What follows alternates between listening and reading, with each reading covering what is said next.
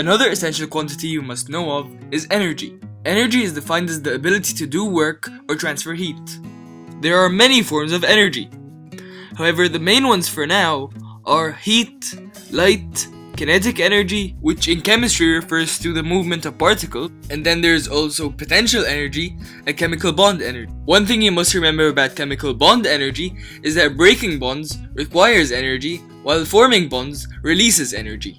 The units of energy are joules and calories. 1 calorie equals to 4.186 joules.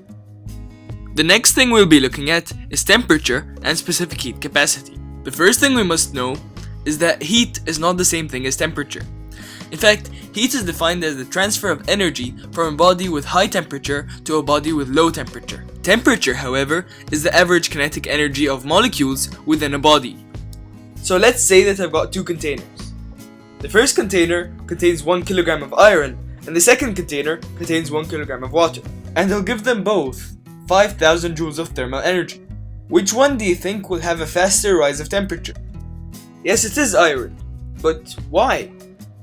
There are 3 variables which can affect a temperature change. These are the energy supplied, the mass of the object, and the material the object is made of. In this case, the mass is constant, which is 1 kilogram, and the energy supplied is also constant, which is 5 kilojoules. So it's got to be the material. So now we agree that different materials require different amounts of energy to raise its temperature by 1 degree Celsius. This value is specific to each object and is called the heat capacity. The specific heat capacity, however, is the amount of heat 1 gram of a certain substance must absorb to raise its temperature by 1 Kelvin or 1 degree Celsius. This is represented by the equation E equals mc delta T. While E is the energy supplied, m is the mass, C is the specific heat capacity, and T is temperature. This equation can be rearranged to give us C equals E over m delta T.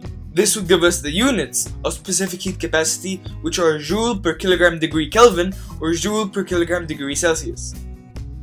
So this is the end of the video. I hope you've enjoyed it and learned something. And if you have, please give it a thumbs up, subscribe if you're not, and most importantly, thanks for watching.